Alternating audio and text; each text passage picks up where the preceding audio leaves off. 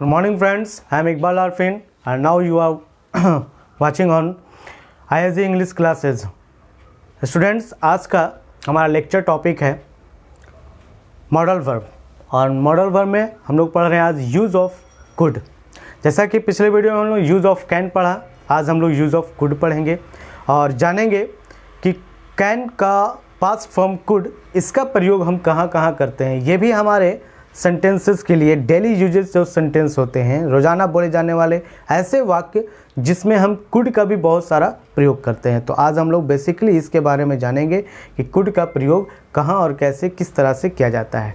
तो मैं आप सब लोगों से फिर रिक्वेस्ट करता हूँ कि जो लोग इस चैनल को फर्स्ट टाइम देख रहे हैं प्लीज़ सब्सक्राइब करें और बेल आइकन पर प्रेस करना बिल्कुल ना भूलें। आइए आते हैं हम लोग टॉपिक पे, यूज़ ऑफ कुड। सबसे पहले स्टूडेंट्स हम लोग जानेंगे इसका मीनिंग। कुड जो एक मॉडल वर्ब है, कैन का पास्ट फॉर्म है और इसका मीनिंग होता है सकता था, सकती थी, सकते थे या सका, पाया। ये इसके हिंदी मीनिंग है। अब आइए, आप मीनिंग जान चुके हैं तो अब आप हिंदी सेंटेंसेस को कैसे ट्रांसलेट करेंगे मैं उसको बता रहा हूँ। उसके लिए एक बेसिक स्ट्रक्चर जो कि कैन के यूज़ में भी मैंने बताया था, फिर मैं उसी स्ट्रक्चर को रिपीट कर रहा हूँ। देखिए आप यहाँ पे स्ट्रक्चर है सब्जेक्ट प्लस कुड, एक मॉडल वर्ब कुड का प्रयोग करना है और उसका बाद वर्ब वन और ऑब्जेक्ट। इसी स्ट्रक्चर के आधार पे आप हिंदी के बहुत सारे सेंटेंसेस जो सकता था, सकती थी, सकते थे, सका, पाया से अंत होता है, उस तरह के वाक्यों को आप ट्रांसलेट कर सकते हैं बहुत आसानी तरीके से, बहुत ही ईजी वे में। चलिए आइए कुछ एग्जाम्पल्स, एक एग्जाम्पल मैंने लिखा है उसको मैं आपको ट्रांसलेट कर बता रहा हूँ। यहाँ पे मैंने ऑलरेडी पहले से लिख रखा है क्योंकि लिखने के समय में थोड़ा सा टाइमिंग ड्यूरेशन ज़्यादा हो जाता है, तो मैंने इसको शॉर्ट ड्यूरेशन करने के लिए, ताकि आप बहुत जल्दी जो है इसको आसानी से समझ सके। सोनू पहाड़ पर चढ़ सकता है, ये हमारा फर्स्ट हिंदी एग्जाम्पल है। अब आप इस एग्जाम्पल को, इस हिंदी सेंटेंस को सीखेंगे कि इसको इंग्लिश में कैसे ट्रांसलेट करना है। तो आप देख रहे हैं सोनू पहाड़ पर चढ़ सकता था, सकता था दिया हुआ है, तो सिंपली आप समझ लीजिए कि यहाँ पे कुड का प्रयोग करना है। आइए फर्स्ट सेंटेंस, कैसे इसको सेंटेंस को चेंज करेंगे। इस सेंटेंस में हमें सबसे पहले सब्जेक्ट रखना है। तो सब्जेक्ट क्या है? सब्जेक्ट है सोनू। सोनू को पहले रखा गया, फिर एक मॉडल वर्ब कुड का प्रयोग किया गया, उसके बाद फिर वर्ब का फर्स्ट फॉर्म, यानी इसमें वर्ब क्या है? चढ़ना वर्ब है, तो चढ़ना वर्ब है, तो चढ़ना का फर्स्ट फॉर्म क्या है? क्लाइम। क्लाइम अप का प्रयोग किया गया। अप यानी ऊपर की ओर चढ़ रहा है, इसलिए अप लगाया गया, क्लाइम अप। उसके बाद फिर इसमें और पर भी दिया हुआ है, और उसके बाद फिर इसमें क्या है? ऑब्जेक्ट के रूप में, यानी किस चीज़ पर चढ़ रहा है? पहाड़ पर, तो यहाँ दिया हुआ है द माउंटेन। तो ये आपका sentence Sonu could climb up the mountain. ये हो गया आपका इस हिंदी सेंटेंस का इंग्लिश ट्रांसलेशन। और आप सीखिए एक सेंटेंस, ये जो मैंने ट्रांसलेट किया ये अफर्मेटिव फॉर्म में है। मैंने आपको पहले बताया था कई तरह के फॉर्म में इसको ट्रांसलेट कर सकते हैं, चेंज कर सकते हैं। आप उसी तरीके से ये आप देखिए फर्स्ट सेंटेंस जो है ये आपका अफर्मेटिव फॉर्म है। इसका नेगेटिव फॉर्म क्या होगा? बस कुछ भी नहीं करना है आपको, इसमें मॉडल वर्ब के ठीक बाद नॉट का प्रयोग कर देना है। जैसे कैन के बाद आप नॉट लगाते हैं वैसा ही सेम टू सेम कुड के बाद नॉट लगा देना है, और फिर उसके बाद first form up the mountain. तो आपका सेंटेंस हो जाएगा Sonu could not climb up the mountain. ये आपका नेगेटिव फॉर्म। अब आइए इंट्रोगेटिव की ओर। तो इंट्रोगेटिव में क्या करना है स्टूडेंट्स? इंट्रोगेटिव में आपको मॉडल वर्ब जो है कुड, ये जो आपका मॉडल वर्ब है कुड का प्रयोग जो हम लोग कर रहे हैं, बस इसी मॉडल वर्ब को स्टार्टिंग में लाना है। यानी सब्जेक्ट की जगह पे मॉडल वर्ब का प्रयोग करेंगे और फिर मॉडल वर्ब की जगह पे सब्जेक्ट का प्रयोग कर देना है। तो could Sonu climb up the mountain, ये हो गया आपका इंट्रोगेटिव फॉर्म। अब आइए interrogative negative form. Interrogative negative form में बिल्कुल जिस तरह से आपने इंट्रोगेटिव बनाया है सेम उसी तरीके से बनाएंगे। कुड सोनू, और सोनू यानी सब्जेक्ट के बाद ठीक नॉट का प्रयोग कर देना है। Could Sonu not climb up the mountain. तो ये आपका हो गया इंट्रोगेटिव प्लस निगेटिव। अब आइए WH क्वेश्चन। WH क्वेश्चन में क्या करना है स्टूडेंट? जो आपका इंट्रोगेटिव सेंटेंस है, जैसे यहाँ पे आप देख रहे हैं could Sonu climb up the mountain, ये आपका इंट्रोगेटिव सेंटेंस है। सेम इसी इंट्रोगेटिव सेंटेंस में आपको WH वर्ड कुड से पहले लगा देना है, यानी यहाँ पे हाउ एक WH वर्ड का प्रयोग किया गया है WH क्वेश्चन बनाने के लिए। तो यहाँ पे मैंने हाउ लगाया, how could Sonu climb up the mountain, ये हो गया आपका WH क्वेश्चन। उसी के बाद फिर आप देख रहे हैं WH नेगेटिव फॉर्म है, तो हाउ कुड यानी same sentences, how could Sonu climb up the mountain, इसी का नेगेटिव फॉर्म हो जाएगा how could Sonu not climb up the mountain. तो ये आपने देखा स्टूडेंट एक सेंटेंस को मैंने 6 तरीके से बनाया, affirmative, negative, interrogative, interrogative negative, WH question और WH नेगेटिव। तो ये आपका 6 तरीके से, आप इसको जल्द से नोट कर लीजिए, फिर हम आपको आगे बताते हैं और कहाँ कहाँ इस सेंस में कुड का प्रयोग किया है। नाउ स्टूडेंट्स, अब हम लोग जानेंगे कुड का प्रयोग किस किस सिचुएशन में, किस किस तरह के सेंस में प्रयोग किया जाता है। तो आइए हम लोग आते हैं टॉपिक पे, यूज़ ऑफ कुड का, है ना, कहाँ पे ये किस सेंस में यूज होता है। फर्स्ट पॉइंट है एबिलिटी, योग्यता, समर्थता, क्षमता, है ना। तो एबिलिटी जो पास्ट शो करता है, अगर एबिलिटी इन प्रेजेंट है तो कैन यूज करेंगे, एबिलिटी इन पास्ट है तो कुड का प्रयोग करेंगे, यानी क्षमता का बोध भूतकाल में, पास्ट में होना चाहिए। तो मैंने एक एग्जांपल लिखा है, Ankit could run for 2 kilometres daily. इसका अर्थ ये हुआ कि अंकित रोजाना 2 किलोमीटर दौड़ सकता था।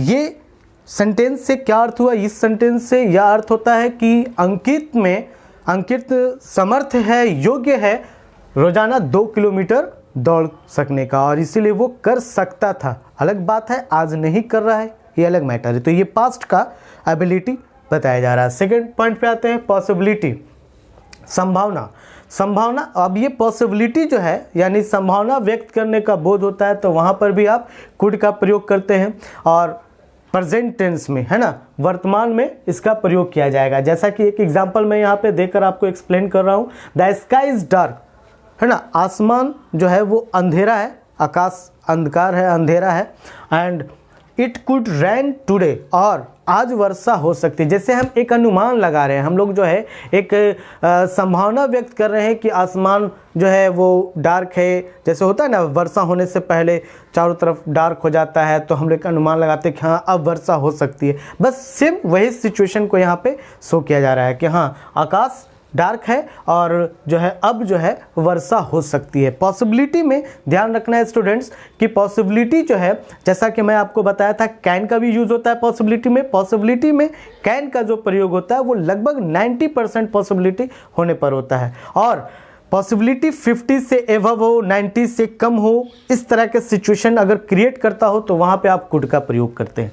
अब अगला पॉइंट है परमिशन में स्टूडेंट्स ये ध्यान रखना है कि अगर आप किसी से परमिशन ले रहे हैं, परमिशन लेने के क्रम में आपको मोर पोलाइटली यानी बहुत ज़्यादा विनम्रता पूर्वक अगर आप किसी से अनुमति ले रहे हैं, या फिर उसका एक दूसरा सेंस ये है डाउट, मैंने यहाँ पे लिखा है मोर पोलाइट और डाउट, यानी अगर आप किसी से परमिशन ले रहे हैं तो कहीं ना कहीं उसमें एक डाउट होता है कि हम परमिशन ले रहे हैं, पता नहीं वो हो पाएगा कि नहीं हो पाएगा, वो कर पाएगा कि नहीं कर पाएगा, यानी अगला आदमी जो है हमें परमिशन देगा कि नहीं दे पाएगा, ये चीज़ जो है नहीं हो पा रहा है, समझे। तो मैं ये सोच रहा हूँ, तो डाउट में जैसे अगर आप कहने का मतलब होता है कि आप परमिशन ले रहे हैं और डाउट हो रहा है कि नहीं वो परमिशन देगा कि नहीं देगा, तो इस सेंस में अगर आप किसी से परमिशन ले रहे हैं तो वैसे सेंस में भी कुड का प्रयोग करते हैं। जैसे could I use your pen, है ना, क्या मैं आपका कलम प्रयोग कर सकता हूं, यानी आप परमिशन ले रहे हैं किसी से, और लेकिन कहीं ना कहीं एक सेंस में आपके सेंस में कहीं ना कहीं ये डाउट है कि पता नहीं हम बोल रहे हैं उससे परमिशन ले रहे हैं, अब वो देगा कि नहीं देगा, ये भी हो सकता है। तो ऐसे सिचुएशन में कुड का प्रयोग करना है। नेक्स्ट है रिक्वेस्ट में भी मोर पोलाइटली होना चाहिए, और साथ ही साथ इसमें भी कहीं ना कहीं डाउट आ जाता है। तो कहने का मतलब ये होता है कि अगर आप किसी से रिक्वेस्ट कर रहे हैं और रिक्वेस्ट करने पर पता नहीं वो चीज़ वो एक्सेप्ट कर पाता है या नहीं कर पाता है, ऐसे सिचुएशन क्रिएट होंगे।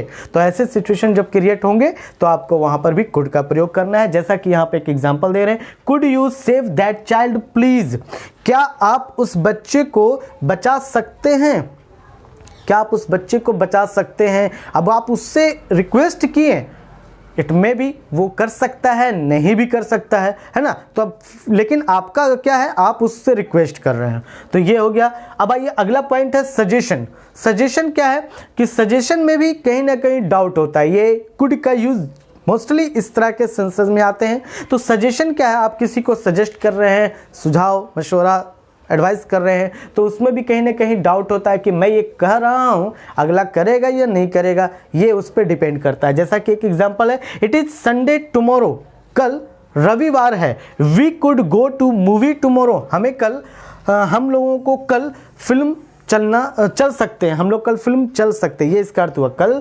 रविवार है, हम लोग कल फिल्म चल सकते हैं, ये हमने अपनी बात कही, हम सजेस्ट कर रहे हैं लोगों को। अब ये अलग बात है कि वो अप्रूवल देते हैं या नहीं देते हैं, है ना। उसके बाद फिर आते हैं इमेजिनरी सिचुएशन। इमेजिनरी सिचुएशन में आप देखिएगा स्टूडेंट्स कि I wish I could fly in the situation. इस तरह के सिचुएशन में क्या दिखाया जाता है इमेजिनरी सिचुएशन में, ये काल्पनिक स्थिति को दर्शाता है।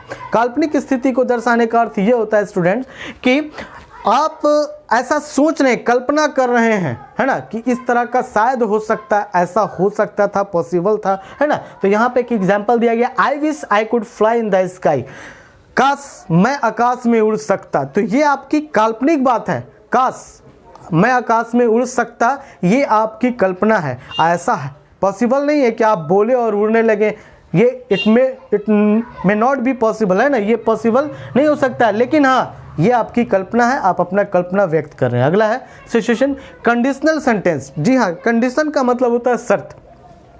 तो कभी कभी क्या होता है कि कुड का प्रयोग हम लोग कंडीशनल सेंटेंसेस के रूप में भी यूज़ करते हैं, कंडीशनल सेंटेंसेस में भी यूज़ करते हैं। जैसा कि मैं आपको बता दूं कि आप कोई काम को करने से पहले कोई शर्त रखते हैं, है ना, किसी तरह का कोई कंडीशन अप्लाई करते हैं, तो वैसे सिचुएशन में भी कुड का प्रयोग होता है। जैसे यहाँ पे एक एग्जाम्पल देकर मैं आपको एक्सप्लेन कर रहा हूँ, समझा रहा हूँ। If your father had money, यदि तुम्हारे पिताजी के पास पैसा होता, है ना, तो he could bye a new car, तो वह नया कार खरीद सकते, है ना। मतलब उनके पास पैसा होता तब वो नया कार खरीद सकते, नहीं होता तो नहीं खरीदते। तो ये है स्टूडेंट्स आज के टॉपिक यूज ऑफ कुड का।